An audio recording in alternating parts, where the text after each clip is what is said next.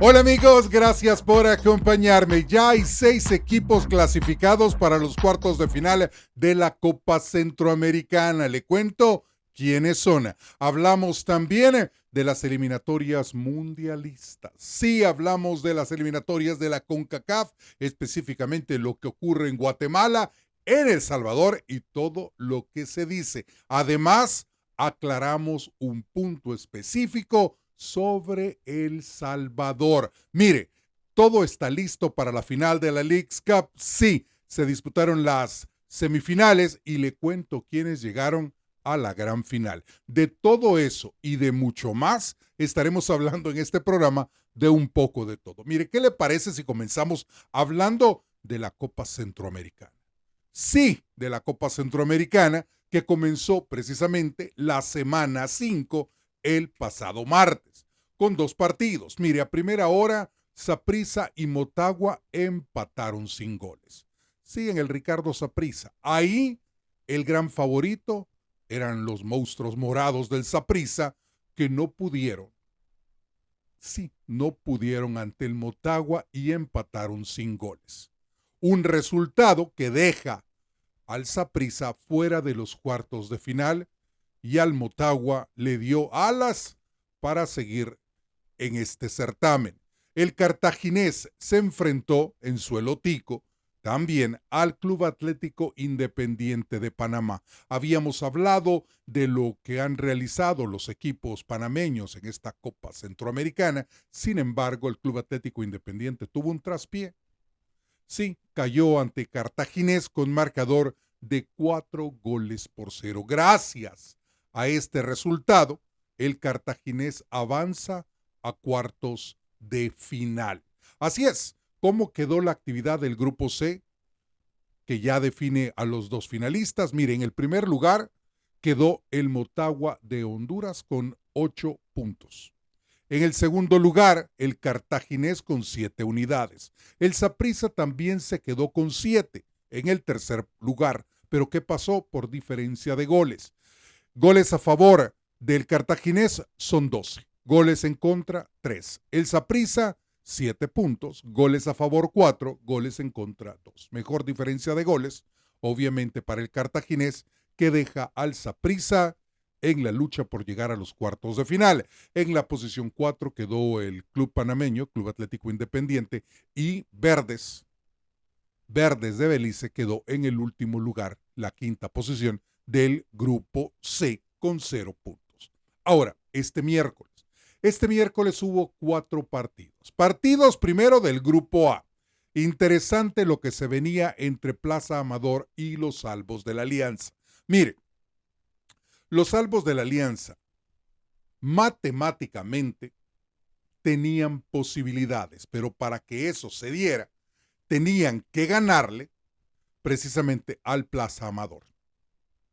Tenían que ganarle al Plaza Amador y esperar que el Alajuelense, la Liga Deportiva Alajuelense, empatara o perdiera ante Antigua. Mire, un relajo de números, que si te quito, que si te doy, en fin.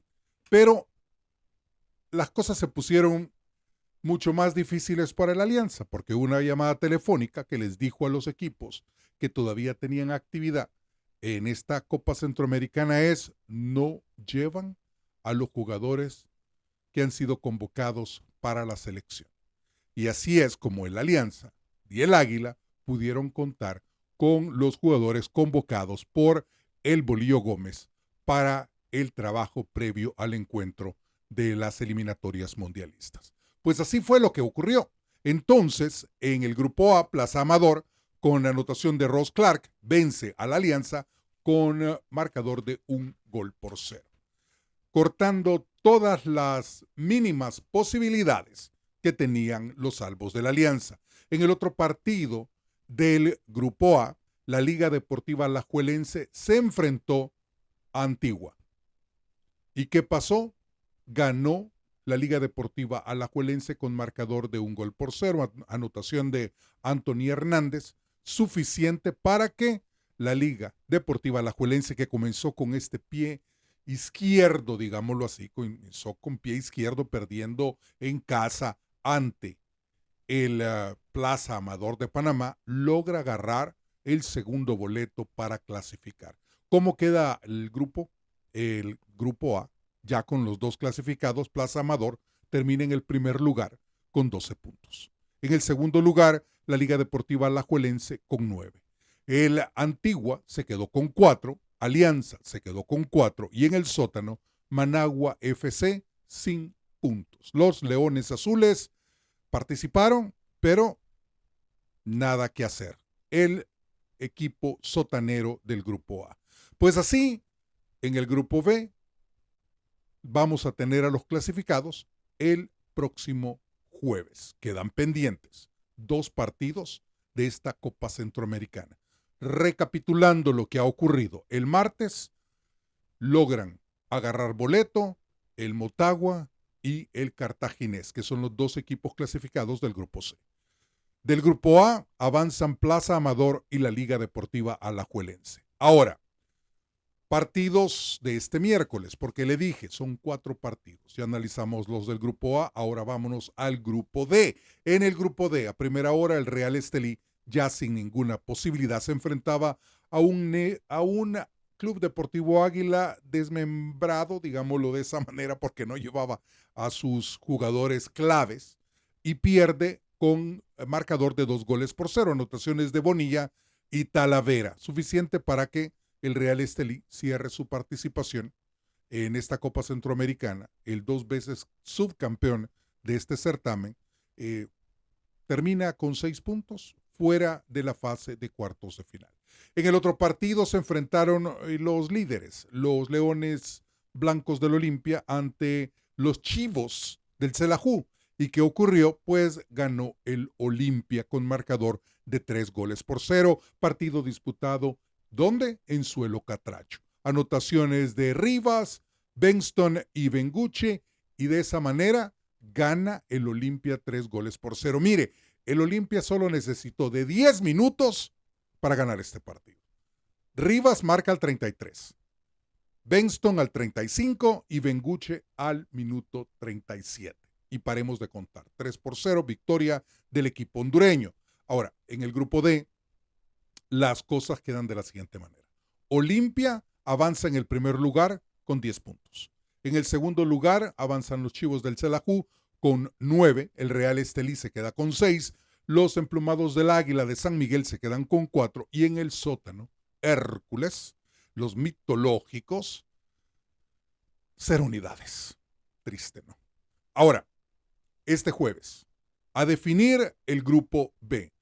Herediano ante Municipal y Real España ante el Sporting San Miguelito. Ya vamos a hablar, no se preocupe, ya vamos a hablar de la selección de Guatemala con los jugadores de ese acuerdo que se rompió y que Antigua y el Municipal se llevaron a los jugadores que habían sido convocados por Luis Fernando Tena. Pero de eso hablamos más adelante, no coma ansias. Pues bien, grupo B, Herediano ante Municipal y el Real España ante el Sporting San Miguelito. Un grupo B que todavía hay esperanza para todos. Si vemos la tabla de clasificación a este momento, antes de que se disputen estos partidos, el Sporting San Miguelito tiene 7 puntos, Municipal tiene 5, el Diriagén tiene 4, Herediano tiene 3 y el Real España 3 puntos en el fondo. Ahora, posibilidades matemáticas tienen todos. Reales, ¿usted qué piensa? Jugando en Costa Rica, Herediano ante el Municipal y el Real España ante el Sporting San Miguelito. Resultados que le vamos a traer ya con la tabla general y series, cómo se van a disputar en el próximo programa. Pero hasta este momento los ya clasificados son en el grupo A, Plaza Amador y la Liga Deportiva Alajuelense. Muchas felicidades. En el grupo C, Motagua y Cartaginés. Y en el grupo D, Olimpia y los Chivos del Xelajú. Ahora, un equipo panameño hasta este momento, un equipo de Costa Rica, que es el Alajuelense, en el grupo A.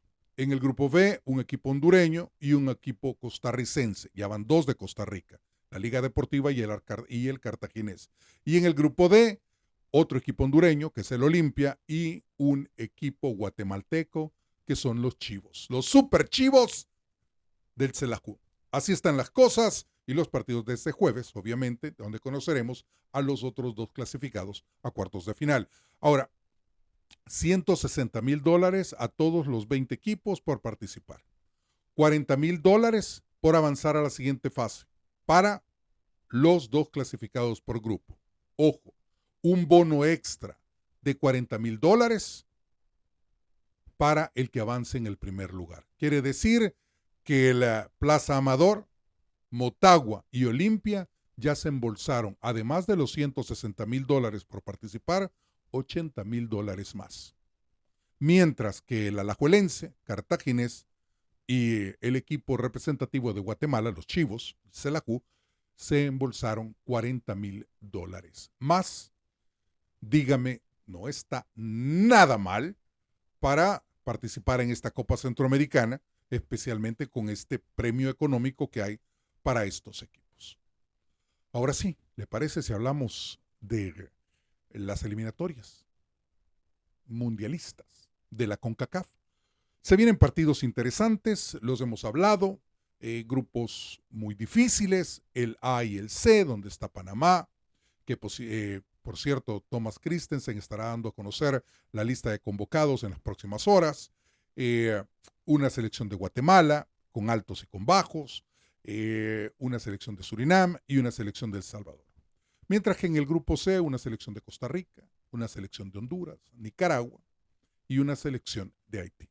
Ahora, si nos enfocamos en lo que ha pasado en el grupo A, Luis Fernando Tena, y lo hablamos pasado fin de semana, dimos la lista de convocados de la selección de Guatemala, que ya está trabajando.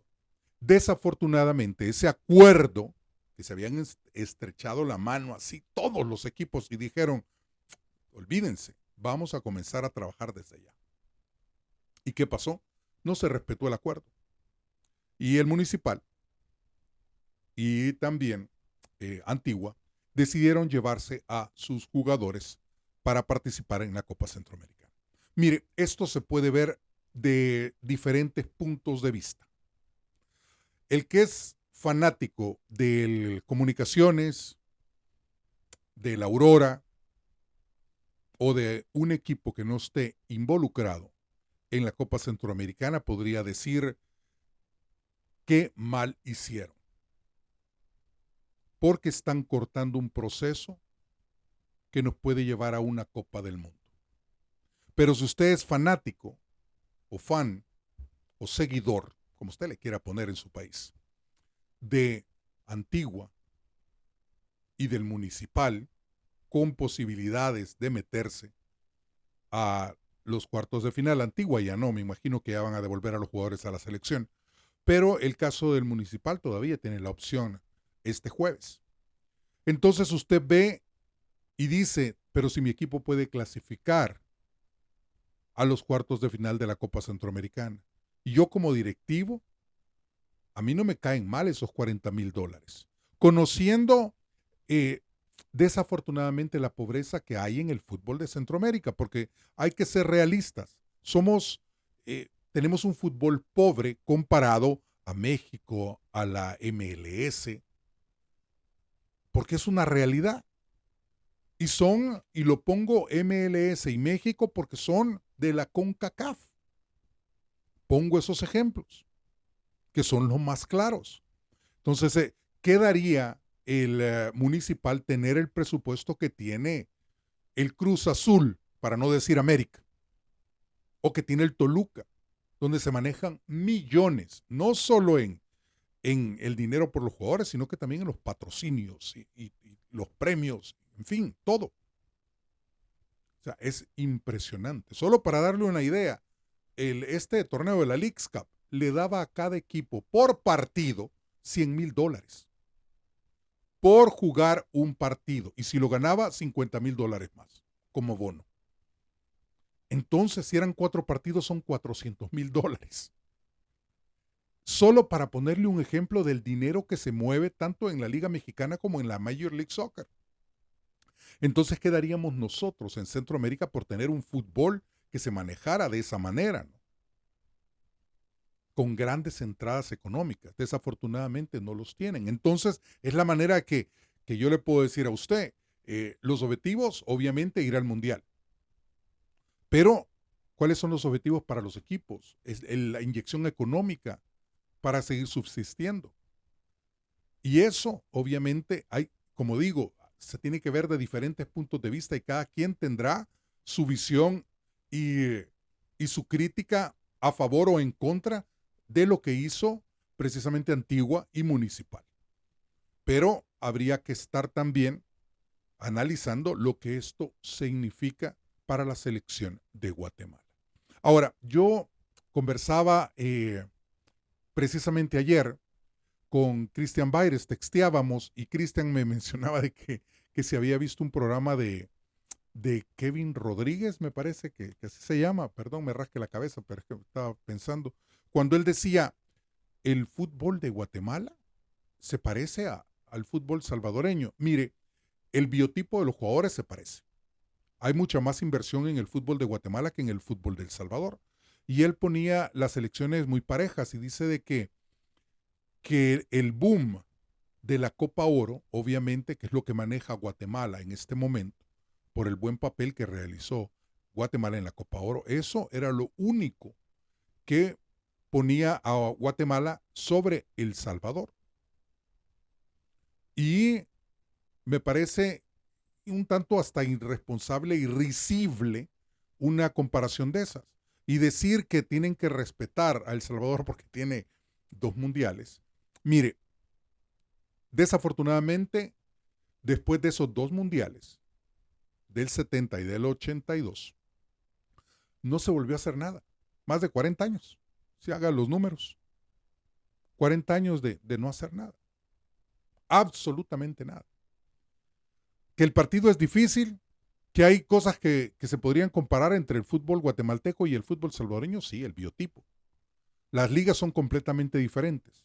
Pese a que las 2 ligas, de cierta manera, se han estancado, la del Salvador está muy por debajo de la liga guatemalteca. ¿Por qué? Escenarios deportivos. ¿Por qué? Por el dinero que se mueve, por los patrocinios. Ahora, si hablamos de las 2 selecciones, yo diría que el partido se tiene que jugar para saber quién va a ganar. Pero si usted me pregunta a mí, yo veo con más posibilidades de que Guatemala le gane a El Salvador, tal vez no un 3-0, pero sí yo veo con más posibilidades a Guatemala sobre El Salvador. Me puedo equivocar y le puede salir un chiripón al Bolillo Gómez y le gana a la selección de Guatemala en el estadio en suelo guatemalteco. Pero para llegar a eso hay que esperarnos al partido del 4 de septiembre. Pero yo no puedo cantar victoria con lo que hay. Mire, El Salvador tiene que mejorar muchísimo. Si hablamos de lo que se ha hecho con la selección de El Salvador, comparando a la selección de El Salvador con Panamá, con Surinam y con Guatemala, yo le digo, Panamá está encima de todos. Y por eso lo he mencionado en repetidas ocasiones de que Panamá llega a estas eliminatorias mundialistas, a esta tercera fase con banderín de favorita. Por lo que ha realizado, porque el 99% de sus jugadores militan en ligas mucho más fuertes. Guatemala sí tiene jugadores en el extranjero, los tiene, pero es bien difícil. Nicolas Hagen del Columbus Crew, Aaron Herrera del DC United, Nathaniel Méndez Lan de la Hilton Kenyon Downs de Inglaterra, Olger Escobar de Montreal, Arquímedes Ordóñez de London United FC y Matthew Evans del LAFC. Podríamos decir que son los jugadores que se compararían con los jugadores de El Salvador que han sido convocados. Tomás Romero, Harold Osorio, Brian Hill, Nathan Ordaz y Joshua Pérez. Pero de esos jugadores que han sido convocados, Tomás Romero no juega. Harold Osorio no juega. Los únicos que juegan son Brian Hill en Rusia, Nathan Ordaz en la Major League Soccer con el LAFC y Joshua Pérez, que regresa a la selección en la segunda división en Europa. Pero, o sea, los otros no juegan tampoco. O sea, y entonces, por eso le digo, es bien difícil estar asumiendo de que una selección puede estar mejor que El Salvador puede dar un milagro. ¿Se puede dar un milagro? Sí se puede. Pero si somos críticos, realistas, con los pies sobre la tierra, como siempre digo, es muy, pero muy difícil que El Salvador clasifique a la Copa del Mundo. Muy difícil. Muy difícil que El Salvador clasifique al repechaje. O se meta al repechaje, como diríamos. Es bien fácil hablar, pero en las realidades, mire, esto puede verse de muchas maneras. En El Salvador se comenzaron a concentrar, dijeron que iba a ser 15 días antes de las eliminatorias. Lo hicieron no a los 15 días. 11 días antes comenzó el trabajo. 11 días antes. El técnico vino a los Estados Unidos, conversó con jugadores y al final no los convocó. Y no lo hizo 2 meses antes de estos partidos. Lo hizo, ¿qué? 3 semanas antes de estos partidos de las eliminatorias. Hace una semana estaba en El Paso platicando con Amado Moreno y dijo que no le gustaba el nivel de esos jugadores. Pero está llamando a gente que ni siquiera juega.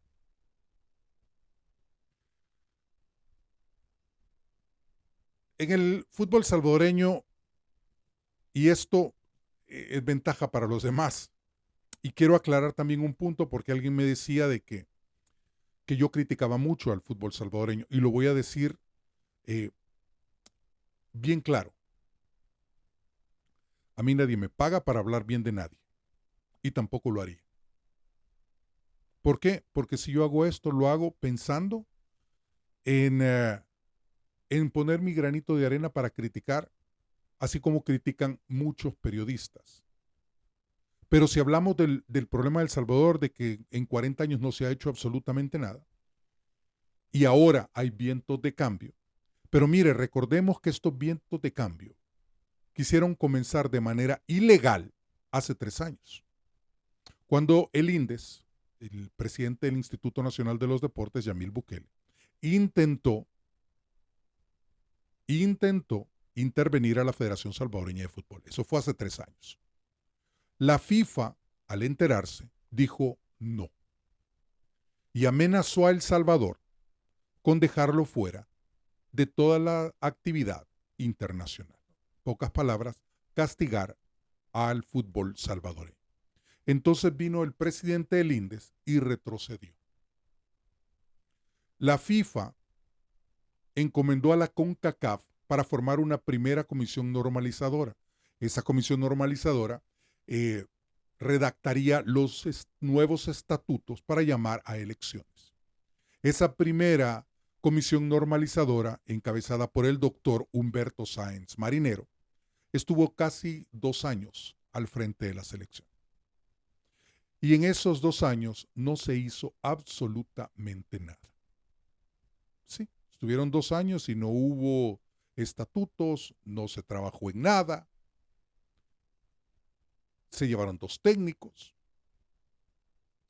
Se fue Hugo Pérez, llevaron a Rubén de la Barrera, David Dóniga, en fin, no se hizo nada. Entonces vino la CONCACAF. Al ver de que no habían hecho nada, se comunicó con la FIFA y le dijo, mira, aquí no ha pasado nada. Entonces vino la FIFA y nuevamente encargó a la CONCACAF de deshacerse de la comisión normalizadora del doctor Humberto Sáenz Marinero y formó una segunda comisión normalizadora. En este caso, encabezada por un panameño, Rolando González. Esta comisión normalizadora se acercó más al gobierno. Porque en la primera, voy a ponerlo de esta manera porque esa es la realidad, por diferencias políticas, nunca se entendió Marinero con el presidente del Instituto Nacional de los Deportes. Nunca. Porque uno era de un partido y el otro era de otro.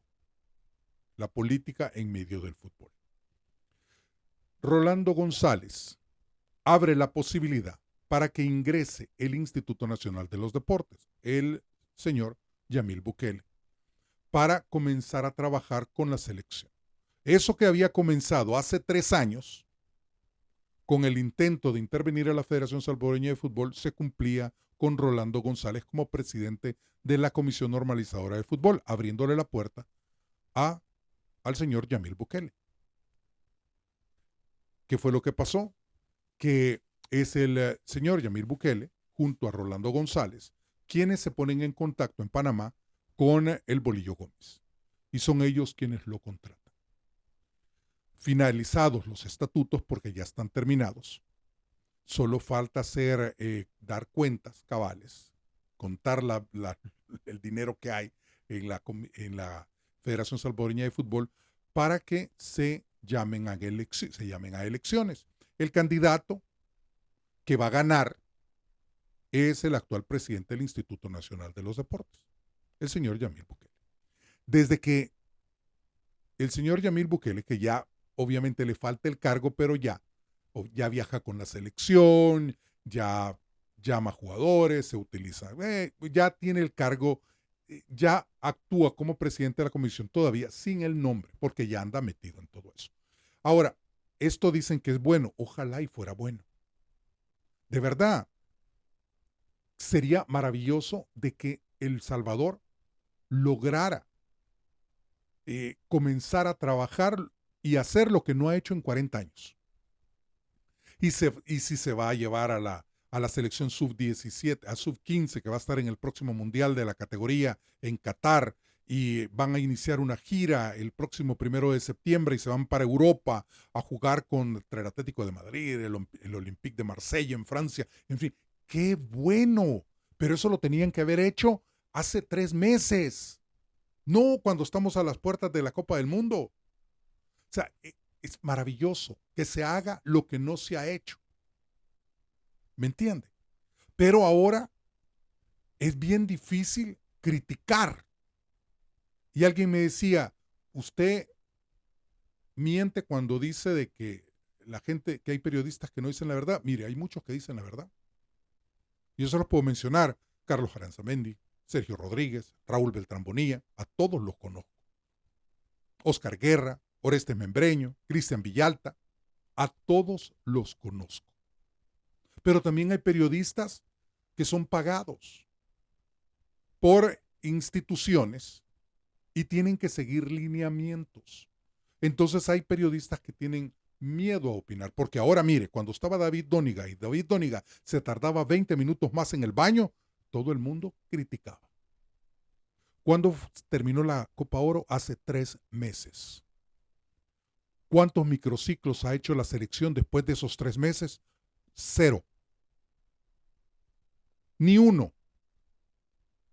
Nothing, como dirían aquí en Estados Unidos. Absolutamente nada se ha hecho. Mire, si tuviéramos a una selección como Argentina, que todos los jugadores militan en Europa, a excepción de 3, y que encima de todo eso usted tiene al mejor jugador de la historia, Lionel Messi, yo no me preocuparía. Pero no los tenemos. Tenemos una liga mala. Nuestros 3 equipos ya fueron eliminados de la Copa Centroamericana. Y todavía me dice usted que tenemos posibilidades de ganarle a Guatemala. No. Todo eso que usted menciona, todo esto que se ve alrededor, juega en contra de El Salvador y a favor de Panamá, Surinam y Guatemala. Y la culpa no la tienen los jugadores. La culpa la tienen quienes han dirigido el fútbol en los últimos 40 años. Ojalá y que con el nuevo presidente de verdad se trabaje. Los que amamos el fútbol lo desearíamos. Lo desearíamos. Pero hay que poner el dedo en la llaga también de donde se debe de hacer. Porque hay periodistas como Kevin Rodríguez, como Diego López y otros más que lo único que hacen es pensar y creen que los pajaritos vuelan porque tienen una turbina en las alas. No, no estamos en capacidad de ir al mundial. ¿Por qué? Porque no tenemos jugadores para ir al mundial. No hay jugadores de academia. Los jugadores que tenemos se han hecho en la calle, que necesitan mucho de repetición para poder trabajar como el técnico quiere. Y esos entrenos de repetición no se han hecho. Hace 3 meses terminó la Copa Oro y hasta el momento no han hecho, ¿qué? 3, 4 entrenos. Pero hasta el momento no se ha trabajado. Cuando usted tiene futbolistas con los que comenzó a trabajar desde niño, les explica qué es lo que quiere y le entienden. ¿Por qué? Porque vienen de academia. Pero cuando usted tiene jugadores que se han hecho en la calle, es bien difícil porque no siempre le van a entender y entonces tienen que trabajar en base a repetición para que esas cosas se den. Y específicamente cuando tiene un proceso que tiene 6 meses y de esos 6 meses que usted tiene, ha entrenado ¿qué? 10, ha hecho ¿qué? Menos de 10 microciclos. Es bien difícil. ¿Por qué Panamá juega tan bien? Porque Christensen tiene que ¿cuántos años? 5, 6 años al frente de la selección de Panamá. Todos los jugadores que llama sabe cómo juegan y ellos saben cómo quiere el técnico que jueguen. ¿Por qué? Porque tienen un proceso largo. Lo mismo pasa con Guatemala con Luis Fernando Tena.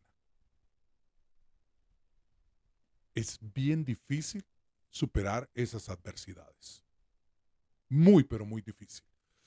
Tercera fase de las eliminatorias, el 4 de septiembre, Guatemala, El Salvador, Surinam, Panamá. Le decía, Panamá llega con la bandera de favorita en ese partido ante la selección de Surinam, pero no se puede confiar. 5 de septiembre, Haití, Honduras. La selección de Reinaldo Rueda tiene que ponerse las pilas. Porque en el Caribe las cosas son mucho más difíciles. Tiene que tratar de acomodarse a jugar en la humedad. Cancha difícil por las mismas condiciones climatológicas que existen en el Caribe, donde el desgaste de los jugadores es mucho mayor. Una selección de Nicaragua que intentará hacer la hombrada ante la selección de Costa Rica. 8 de septiembre, El Salvador, Surinam en el Cuscatlán. Ojalá que se pueda sacar un buen resultado. Yo lo dudo. Y vuelvo a ser bien honesto, porque Surinam tiene mejor selección que la del Salvador, por el roce internacional que tienen sus jugadores. Panamá, Guatemala, ese es un partidazo de pronóstico reservado en el Rommel Fernández. El 9 de septiembre, Costa Rica, Haití y Honduras, Nicaragua. Otro partido interesante donde la selección de Honduras llega con la banderita esa banderita de favorito. Mire, ya están los finalistas de la Leagues Cup.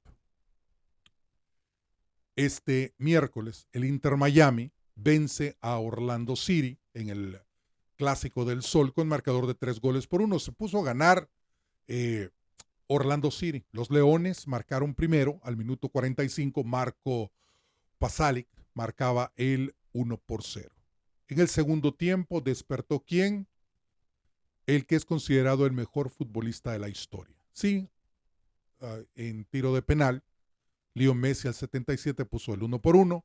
Messi al 88 marca su doblete y después Telasco Segovia al minuto 90, ya sobre el final, pone el definitivo 3-1. En el partido de fondo, jugando en Carson, California, en la casa del Galaxy, el Galaxy recibió al Seattle Sounders, a mi equipo. ¿Y qué pasó? Pues ganó el Sounders con marcador de 2-0, anotación de Pedro de la Vega al minuto 7 y de Rosario al minuto 57. Suficiente para que el cuadro Esmeralda se enfrente en la final al Inter Miami, que visitará el Lumen Field en Seattle para enfrentarse nada más ni nada menos que a uno de los grandes favoritos, a mi equipo. Ojalá el Seattle Sounders logre conquistar, mejor dicho, para decirlo de la manera correcta, conquistar la Leagues Cup. Sería su primera Leagues Cup. Miami busca su segundo título de la Leagues Cup, recordando que ganaron el primero. ¿Se acuerdan? Con la llegada de Lionel Messi. Mire, esto es lo que traía para ustedes en los deportes para este programa. Obviamente regresamos el jueves para hablar de Copa Centroamericana, cómo quedan las series, los partidos que se van a disputar este jueves en el Grupo B, el Herediano Municipal y el Real España enfrentándose al Sporting San Miguelito. Volvemos también para hablar más de las eliminatorias mundialistas y ya más de lleno con cada una de las series que se va a disputar precisamente en el arranque de la tercera fase. Estamos ya aquí, a menos de 10 días para que comience a cruzar los dedos, a jugar con el rosario en la mano, porque se vienen ya esos partidos que definirán quién estará en la próxima Copa del Mundo. Y mire, y quiero que se me entienda algo, no estoy en contra del fútbol salvadoreño, al contrario, me gustaría que mi selección clasificara al Mundial, pero hay que ser realistas. Hay que ser realistas y cuando vamos a decir las cosas, hay que decirlas con la verdad, sin miedo. Porque la verdad no se edita. Así de sencillo. Recuerde, hay que vivir el fútbol con la cabeza. Bendiciones desde arriba. Regresamos en el próximo programa. Sounders está en la final. Vamos a ver quiénes avanzan a los cuartos de final en la Copa Centroamericana. Faltan 2 equipos.